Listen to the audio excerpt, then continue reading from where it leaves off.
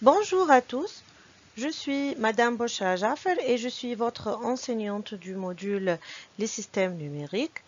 Je suis ravie de vous enseigner pendant 13 semaines. Donc, on va commencer aujourd'hui par une introduction des systèmes numériques.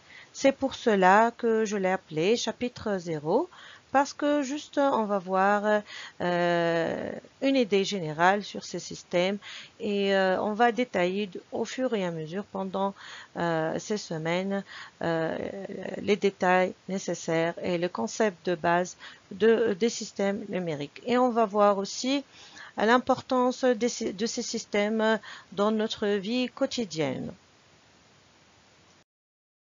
Tout d'abord, j'ai le plaisir de partager avec vous un peu plus sur moi-même. En effet, comme j'ai déjà dit, je m'appelle Bosha Jaffer, je suis tunisienne, j'ai une expérience un peu variée dans l'enseignement supérieur et dans plusieurs établissements internationaux comme à l'université Sultan Ben Abdelaziz en Arabie Saoudite, aussi une expérience au sein de l'Institut supérieur des études technologiques de Bizerte en Tunisie. J'enseigne actuellement à l'université Mid-Ocean. J'ai aussi une expérience à l'université Estia, qui est une université euh, tunisienne et française. J'ai aussi une expérience en tant qu'ingénieur informatique au sein de la société multinationale ST Microélectronique. Et aussi, j'ai une expérience au sein de la Banque africaine de développement. À propos de mon parcours universitaire, actuellement, je suis doctorante en informatique sur le domaine de l'intelligence artificielle. J'ai un master en automatique et traitement de signal. J'ai aussi un diplôme national d'ingénieur en informatique et j'ai aussi un diplôme des études préparatoires en maths et physique. En résumé, j'ai une forte expérience de plus de 9 ans dans le domaine de l'enseignement universitaire où j'ai enseigné plusieurs matières telles que l'algorithmique, la programmation, les bases de données, les systèmes d'exploitation tels que Unix. J'ai enseigné cette matière dans plusieurs établissements. Les systèmes distribués aussi, les circuits logiques et numériques, je l'ai enseigné en Arabie Saoudite et ici à Mid-Ocean. Les réseaux sans fil aussi. Euh, j'ai aussi encadré plusieurs projets de fin d'études et des senior projects aussi. En plus de mes activités de renseignement dans les universités, j'ai occupé des postes administratifs tels que responsable de l'unité d'enregistrement et aussi membre de l'unité pédagogique. Passons maintenant au déroulement de ce module. En fait, le nombre total des semaines de ce module est de 13 semaines, comme je l'ai déjà dit. 10 semaines de cours. La semaine 12 est consacrée à la révision et la dernière semaine est réservée à l'examen final. Donc, chaque semaine, on va voir une séance de cours qui est enregistrée, qui est de 90 minutes, une séance de discussion de 60 minutes et un quiz par semaine que vous allez trouver à la plateforme Moodle. Chaque quiz va comporter 8 questions, mais moi je prépare 24 questions. En fait, c'est une banque de questions de 24. Chaque étudiant va avoir juste 8 questions par hasard. Donc le cours, comme j'ai déjà dit, est enregistré, mais la discussion sera en 60 minutes en direct, que vous allez demander des questions, où on va faire des exercices ensemble, euh, tout type de discussion. Passons maintenant aux objectifs de module. En fait, ce module est la base de l'informatique. on ne peut pas dire qu'on est informaticien sans connaître les bases du système numérique. Donc c'est un module très très intéressant où on va comprendre comment s'effectue le traitement dans un ordinateur. Donc l'objectif ou les objectifs généraux de ce module est de connaître les concepts fondamentaux liés au système numérique, acquérir les compétences des systèmes de numération et l'importance des systèmes numériques dans notre vie quotidienne. Donc, les cours vont couvrir plusieurs thèmes. On va commencer par l'introduction des systèmes numériques, comme j'ai déjà dit, par définir les systèmes numériques, étudier la différence entre les systèmes numériques et analogiques, et aussi étudier l'importance des systèmes numériques dans notre vie quotidienne. Dans les chapitres qui suivent, on va entrer dans les détails des systèmes numériques où on va voir la représentation des données comme bits, octets, représentation des nombres entiers signés ou non signés. Aussi, on va couvrir les bases numériques où on va connaître les concepts de base des systèmes binaires et aussi acquérir la conversion entre différentes bases comme de bases binaires vers la base décimale, la base décimale vers binaire, décimale vers hexadécimale, binaire vers hexadécimale et vice-versa. On va entamer la logique combinatoire où on va étudier les différentes portes logiques comme AND, OR, NOT, NAND, NOR, etc. On va aussi exercer à l'aide de ces portes les tables de vérité.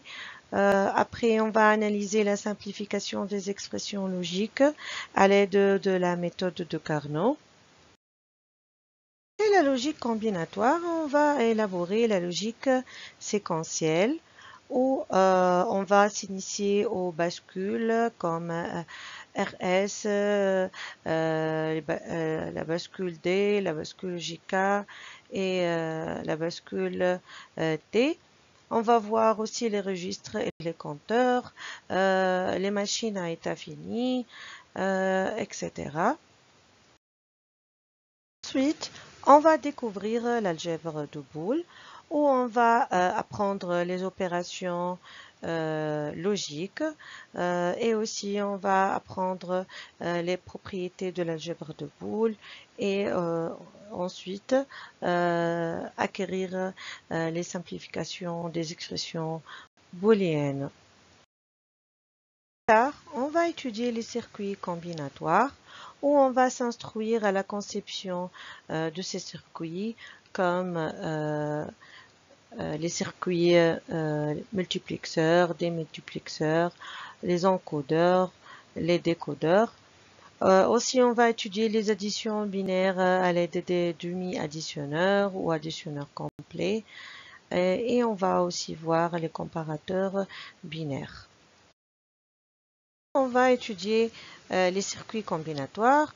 On va aussi étudier les circuits séquentiels, comme par exemple les registres à décalage, les compteurs asynchrones, les compteurs synchrones aussi, les mémoires comme registre, la mémoire RAM, la mémoire ROM, et les machines à état fini, comme diagramme d'état, table de transition, etc. On finit par apprendre les outils de simulation et de conception par ordinateur tels que le VHDL et Verilog.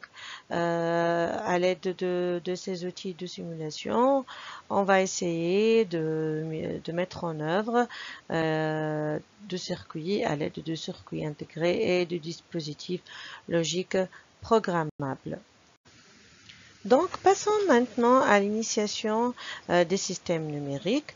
En fait, c'est quoi un système numérique ou c'est quoi les systèmes numériques? Ce sont tout simplement des systèmes qui traitent et manipulent les informations sous forme numérique, c'est-à-dire des nombres codés sous forme binaire.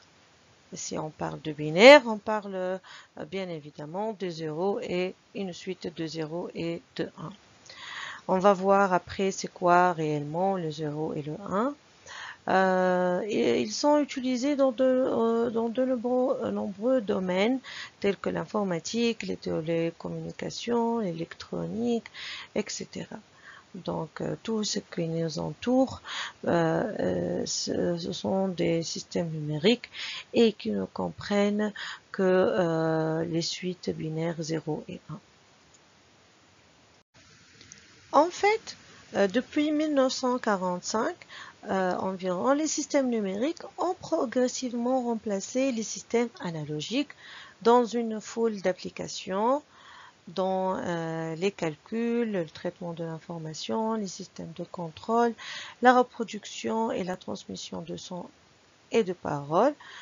Aussi dans la reproduction et la transmission de l'image et de séquences vidéo et les systèmes de communication. Donc les systèmes numériques ont été apparus avec l'ère de l'informatique à peu près. Et on va voir après quelle est la différence entre les systèmes numériques et les systèmes analogiques. Donc, comme j'ai déjà dit, les systèmes numériques sont partout et non pas seulement dans les ordinateurs. On peut trouver les systèmes numériques intégrés dans les voitures, dans les machines, dans les avions, dans les satellites, même dans notre caméra, notre smartphone. Les robots, bien évidemment, tout. Dans le domaine de la santé, on trouve beaucoup de systèmes numériques. Ces systèmes numériques, bien sûr, sont euh, peut-être des logiciels et de matériel. Ce sont des systèmes intégrés dans des systèmes, on dit, des systèmes embarqués. Ces systèmes embarqués, ce sont, on peut dire, euh, comme comme un ordinateur, mais c'est pas l'ordinateur classique qu'on voit sur nos bureaux, mais plutôt c'est un ordinateur avec bien sûr des processeurs et des mémoires bien spécifiques.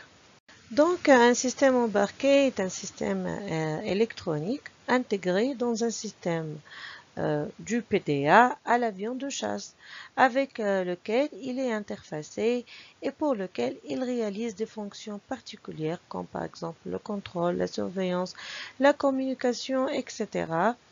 Un système électronique intégré, euh, un système embarqué, c'est-à-dire un système électronique intégré intégrer du logiciel plus le matériel.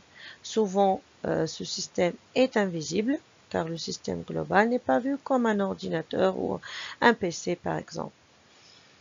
Donc un système numérique peut être dans un ordinateur, peut être dans un système embarqué, peut être dans un système électronique intégré ou non intégré.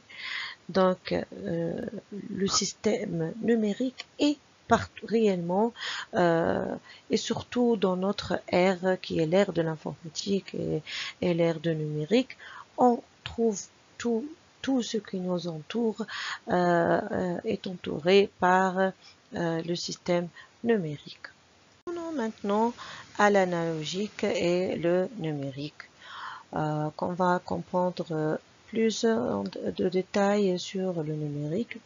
Et bien sûr, on va comprendre aussi le procédé de l'analogique parce que c'est vrai qu'on est dans l'ère du numérique et on va comprendre les notions de base des systèmes numériques, mais aussi c'est très important aussi de comprendre ces deux procédés parce que jusqu'à maintenant, dans certains cas et dans certains procédés, on utilise l'analogique avec le numérique, par exemple, dans les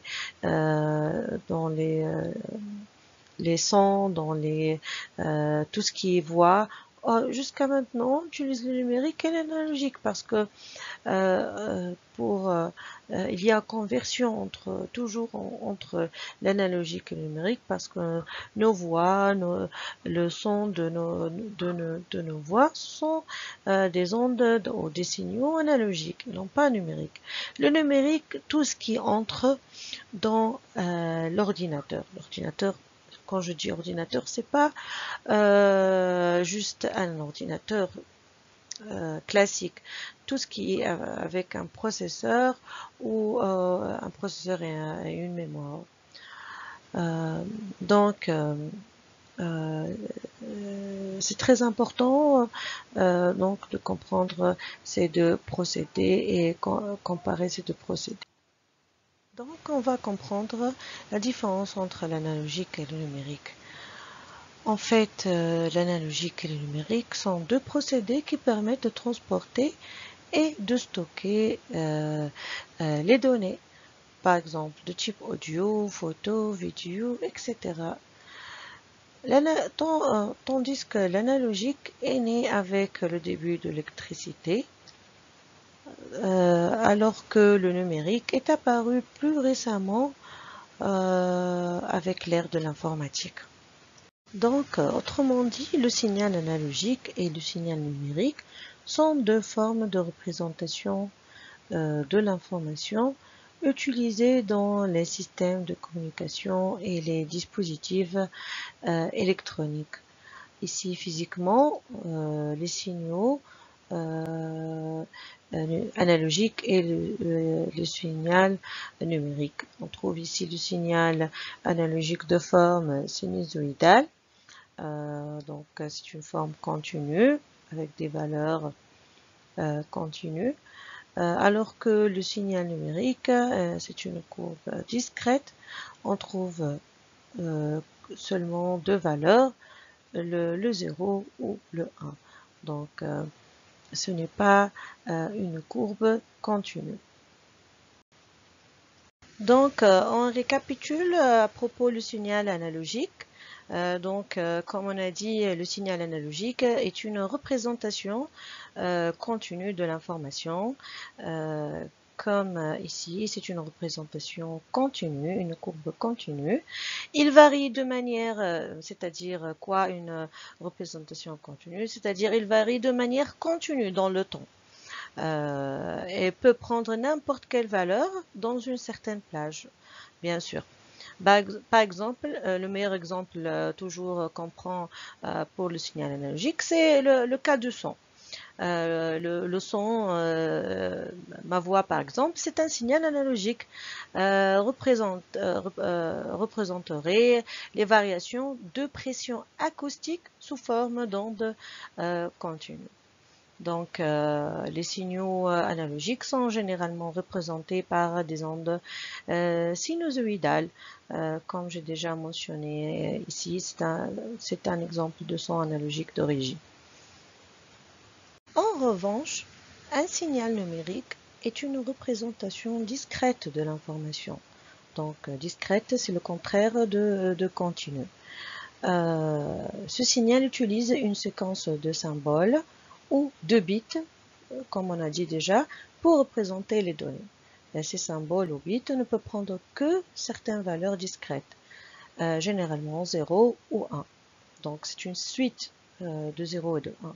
Par exemple, dans le cas du son, un signal numérique serait une série de 0 et de 1 représentant les échantillons. On va voir c'est quoi ces échantillons. Ces échantillons de pression acoustique prélevés à des intervalles réguliers. Donc, le signal numérique est donc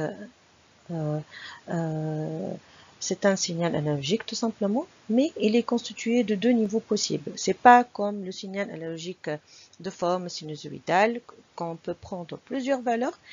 Le signal numérique, c'est un signal analogique, mais il est composé de deux niveaux possibles, le 0 ou le 1. Donc, c'est quoi le 0? Le 0, en fait, réellement, c'est le 0 volt et 1, c'est 5 volts. C'est quoi ces 0 volts et 5 volts? Ce sont des circuits, on les trouve dans les circuits intégrés dans les ordinateurs. Parce que l'ordinateur ne comprend que cet langage, on peut dire le langage binaire. Il ne comprend pas d'autres langages. Donc, c'est pourquoi on parle de conversion de l'analogique vers le numérique ou le numérique vers l'analogique. Donc, par exemple, je prends ici le cas de ma voix. Ici, je parle à l'aide d'un microphone donc ma voix tout d'abord était analogique. Donc après entrer dans le microphone et traiter dans l'ordinateur pour traduite, peut-on dire traduite d'une façon numérique. Donc ma voix est convertie en numérique. Après, cette voix est convertie aussi du numérique à l'analogique, de bien entendre ma voix avec des haut-parleurs. Donc, c'est ça tout simplement le signal numérique. On convertit le signal analogique qu'on a pour être traité dans un ordinateur. Donc, tout ce qui est signal numérique doit comprendre seulement deux niveaux de valeur, le 0 et le 1, et concrètement le 0 c'est le 0 volt dans les circuits et 1 c'est le 5 volts. C'est tout simplement, c'est ça le signal numérique. Donc, comme on a dit tout à l'heure, après un transport ou un stockage en numérique, tout signal vidéo ou audio devra revenir à sa forme analogique de départ. Bien sûr, ici le cas de son, l'exemple qu'on a déjà donné. Par exemple, un signal audio sera converti du numérique à l'analogique pour ensuite être amplifié, par exemple. En effet, nos oreilles ne savent pas entendre en numérique, bien évidemment. Donc, le son qui sera traité dans un ordinateur entre au départ comme un signal analogique, traité ou stocké plus précisément dans un ordinateur ou quel que soit le device qu'on a d'une façon numérique. Après sera reconverti du numérique à l'analogique pour que les oreilles savent l'entendre. Donc, il faut bien garder à l'esprit que le numérique, ici dans ce cas bien sûr, ne sert qu'au transport et au stockage des données. Pour mieux comprendre le passage du signal analogique au signal numérique, on prend l'exemple de téléphone fixe. On sait bien qu'au fil du temps, les réseaux téléphoniques ont subi une progression énorme. En fait, lorsque vous vous exprimez, vous produisez des sons. Votre voix n'est plus ni moins qu'un signal analogique. C'est ce qu'on a dit déjà. Donc, pour transporter votre voix vers votre interlocuteur, on passait jusqu'alors par le réseau téléphonique commuté ou ce qu'on appelle le RTC. Et vos paroles étaient acheminées de manière analogique, donc de manière fidèle, mais avec l'inconvénient d'être très sensible à l'éloignement et aux interférences. Donc, la manière analogique est spécifiée par la fidélité, c'est-à-dire elle est plus conforme au signal réel du voix ou du son. C'est ce que, mais comme on sait, il y a toujours des inconvénients et des avantages et des inconvénients pour toute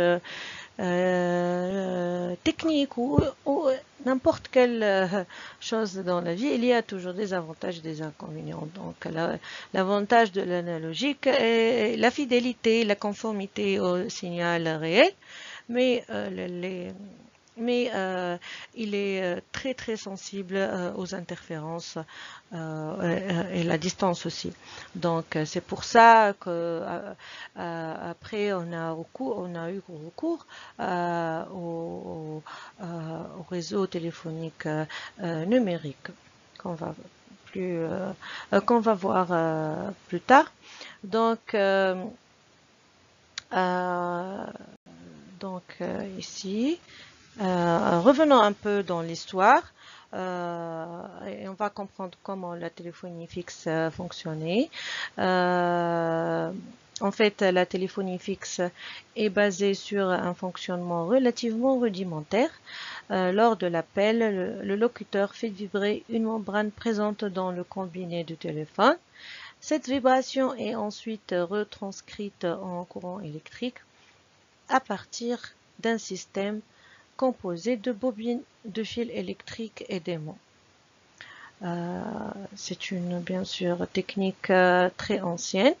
Le signal électrique, une fois créé, est transmis au destinataire par un standard téléphonique et via le réseau cuivré, puis restitué sous forme de voix audible. Donc, c'est ainsi que fonctionne une ligne téléphonique analogique. Passons maintenant dans le cadre du téléphonie numérique. Donc, pour cette technique, votre message va être compressé et échantillonné pour être retranscrit en bout de ligne de manière numérique à votre interlocuteur. Donc ici, il y a une autre technique qu'on va la comprendre.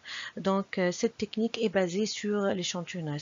C'est un processus très très important dans le domaine des signaux en général et dans le domaine du numérique. Donc ici, peut-être j'ouvre une petite parenthèse. Qu'on va comprendre c'est quoi l'échantillonnage.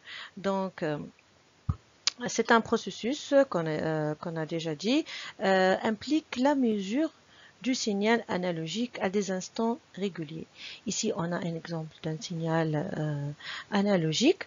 On prend des mesures, des valeurs dans des instants réguliers, c'est-à-dire réguliers, la même fréquence, c'est-à-dire par exemple ici une fréquence, je ne sais pas, de 2 secondes par exemple, on la garde la même durant tout le processus d'échantillonnage.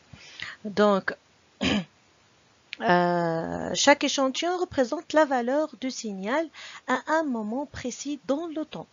Donc, bien sûr, c'est le temps, ici le temps, et ici l'amplitude de la courbe ou du signal. Donc, ici, on a le signal analogique et ici, on a l'échantillonnage, c'est-à-dire qu'on a mesuré les valeurs des signaux à des moments bien précis. La théorie d'échantillonnage stipule que pour éviter la perte d'informations significatives lors de la conversion d'un signal continu en un signal discret. Donc, vous voyez ici, on a quatre exemples, peut-on dire, d'échantillonnage. Ici, la fréquence est un peu étalée. On a des valeurs qui n'ont pas on n'a pas beaucoup de valeurs ici, mais par contre ici on a plus de valeurs mesurées, donc l'échantillonnage est plus petit, donc on a plus de valeurs. Ici on a plus encore, et dans le quatrième exemple, on a des valeurs de très petite fréquence, donc on a plusieurs valeurs, donc cet échantillonnage est plus peut-on dire fidèle au signal analogique. Donc plus on a de valeurs mesurées, plus on a une fidélité ou conformité. Bien sûr, ici on ne peut pas dire c'est 100% conforme. Il y a une perte d'information, ça c'est sûr, dans le cadre du numérique. C'est pas parce que c'est pas comme l'analogique. Donc, mais pour être plus conforme au signal réel, on fait un échantillonnage, c'est-à-dire on mesure plus de valeurs, ou on prend plus d'échantillons. Donc, ici, j'ai mis 4 exemples d'échantillonnage. Ça dépend du nombre de valeurs que vous allez prendre. Bien sûr, ça dépend d'application que vous allez convertir, ou si vous voulez que l'application que vous allez utiliser, parce que on sait l'échantillonnage des signaux analogiques est utilisé dans de nombreuses applications, notamment l'audio numérique, la télévision numérique, les télécommunications, le traitement de signal. Donc, c'est très important de comprendre les principes de l'échantillonnage pour garantir des conversions précises et minimiser les effets indésirables tels que la distorsion ou la perte de l'information. Donc, c'est ça, en bref, l'échantillonnage. Et aussi, ce processus est réalisé à l'aide, bien sûr, d'un convertisseur analogique numérique, ce qu'on appelle le CAN ou le CAN, en anglais ADC. Donc, ce convertisseur mesure la valeur du signal analogique à chaque instant d'échantillonnage. Donc ici, par exemple, ici, les valeurs qu'on a choisi de mesurer, et convertit cette valeur en une représentation numérique. Donc, chaque valeur, après, est représentée d'une façon numérique, c'est-à-dire d'une série ou une suite de codes binaires de suite de 0, de 1. La résolution de ce convertisseur détermine la précision de la conversion, c'est-à-dire le nombre de bits utilisés pour représenter chaque échantillon. Donc, chaque échantillon aussi, il est codé. On va voir plus de détails au fur et à mesure dans les cours qui suivent, c'est quoi coder, sur combien de bits, combien d'octets, c'est quoi le convertisseur, tout ça on va voir plus en détail. Donc c'est ça d'une manière générale, c'est quoi l'échantillonnage, c'est le passage de l'analogique au numérique. Donc, la voix n'est plus transformée en signaux électriques comme avant, ou comme la téléphonie fixe utilisant les signaux analogiques, mais est désormais traduite en données numériques, une série de 0 et de 1. Donc, la compression et l'échantillonnage étant de qualité dite, on parle ici de HD ou la haute définition, c'est ce que j'ai déjà dit, la résolution du convertisseur. Votre interlocuteur vous entend parfaitement et vous pouvez faire transiter la communication par des réseaux numériques plus performants. Donc, pourquoi on a migré au numérique pour nos communications? Tout simplement parce que les réseaux historiques téléphoniques déployés dans un premier temps pour juste téléphoner, puis utilisé pour faire transiter les premières connexions Internet, a atteint ses limites. Donc le réseau qui était un réseau cuivre est vétuste. Comme on a déjà dit, il est très sensible aux interférences. Plus on est éloigné du central et plus il est difficile d'avoir une connexion Internet de qualité. Donc aussi une ligne analogique ne peut pas supporter qu'un seul appel à la fois. Donc l'utilisation du numérique et plus particulièrement la fibre optique a pour avantage de faire transiter les informations très rapidement, de faire transiter beaucoup plus d'informations telles que le cas de la téléphonie, l'internet, la visio, le streaming, etc. Et aussi ce qu'on a dit tout à l'heure, que le réseau numérique est peu sensible aux interférences électriques. Ce n'est pas comme le cas le cas de téléphonie, par exemple, analogique. Donc, l'utilisation du numérique demeure une nécessité dans nos jours, vu que le monde est devenu une petite village. Et tout est connecté, cela que le numérique dont on trouve plutôt le numérique dans les communications, dans tout qui nous entoure. Et ces techniques nous a facilité beaucoup la transition des données d'une façon très efficace et surtout d'une façon plus rapide qu'avant. Donc c'est ça en bref, peut-on dire, les avantages du numérique, surtout au niveau du communication.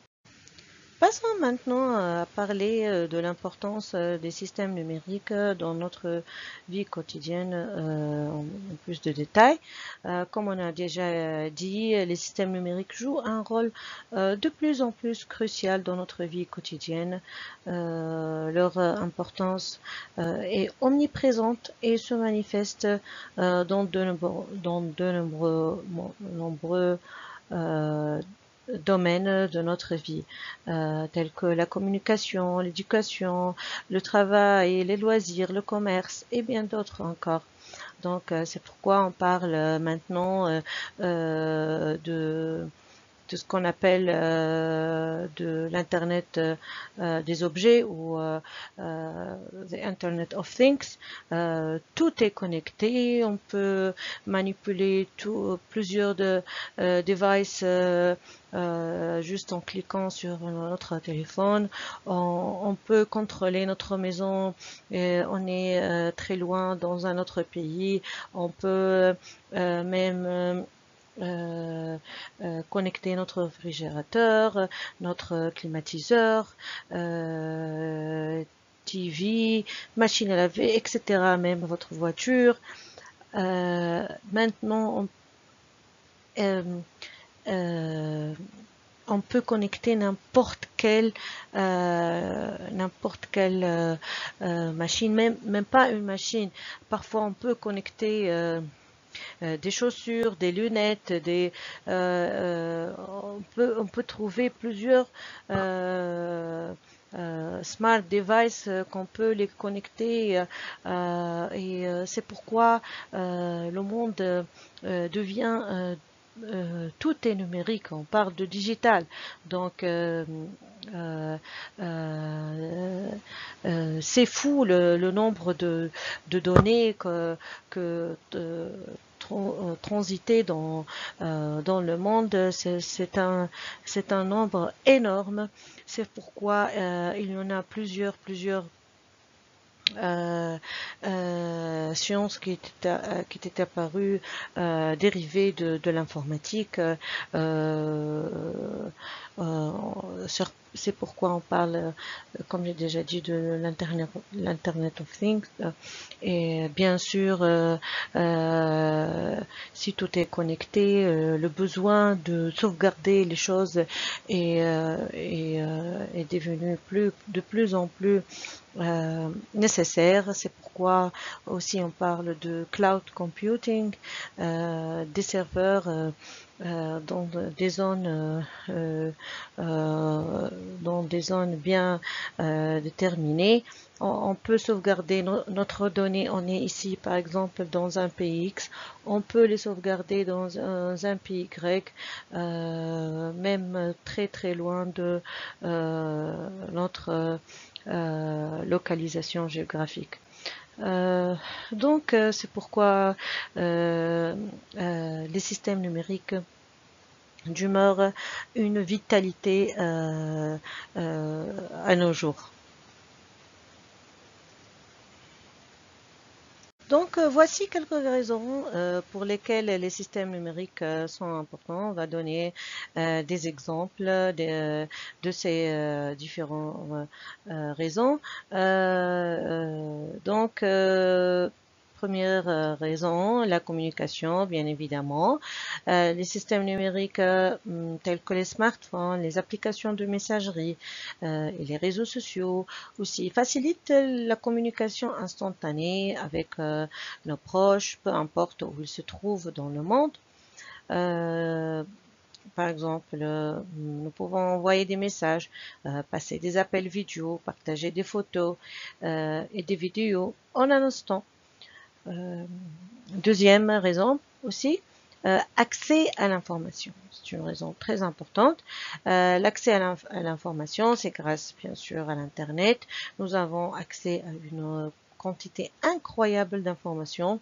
Les moteurs de recherche nous permettent de trouver rapidement des réponses à nos questions, des actualités, des tutoriels, des guides, des critiques de produits et plus encore de ceci.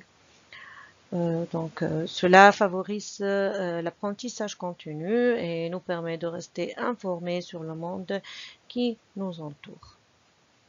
Donc, troisième raison, le travail et la productivité. Les systèmes numériques ont transformé la façon dont nous travaillons, bien évidemment. Les outils de productivité tels que les logiciels de traitement de texte, les tableurs, les calendriers électroniques et les plateformes de collaboration en ligne, etc. Tout cela nous a amélioré notre efficacité et notre organisation. De plus, le télétravail est devenu une réalité pour de nombreuses personnes grâce au système numérique permettant la communication et aussi la collaboration à distance. Quatrième raison, le divertissement. Les systèmes numériques nous offrent une multitude de possibilités en termes de divertissement.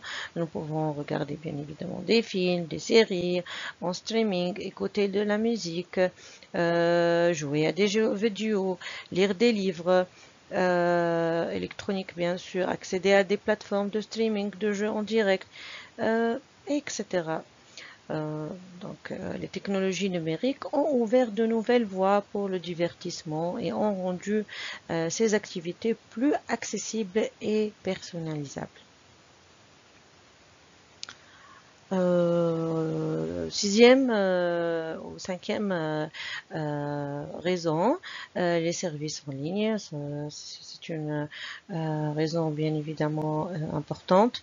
De nombreux services essentiels sont désormais disponibles en ligne, ce qui facilite notre vie quotidienne. Nous pouvons effectuer des opérations bancaires à l'aide de nos smartphones, faire des achats en ligne, réserver des voyages, prendre des rendez-vous médicaux, par exemple, payer nos factures, accéder à de nombreux autres services sans avoir à nous déplacer physiquement, tout à l'aide d'un clic.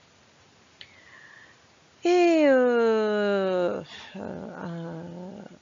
la dernière, et ce n'est pas la dernière, parmi les raisons les plus importantes, les réseaux sociaux. Euh, Bien sûr, les réseaux sociaux nous permettent de rester connectés avec nos amis, nos familles, nos communautés.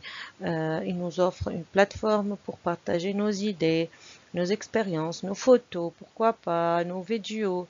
Ces réseaux jouent également un rôle important dans la sensibilisation à des problématiques sociales, par exemple dans certains pays ou pour certaines communautés et dans l'engagement civique. Donc, il y en a plusieurs raisons, bien sûr, mais j'ai bien cité quelques raisons les plus importantes. Les systèmes numériques ont révolutionné notre façon de communiquer, d'accéder à l'information, de travailler, de nous divertir et de gérer notre vie quotidienne. Leur importance ne cesse de croître.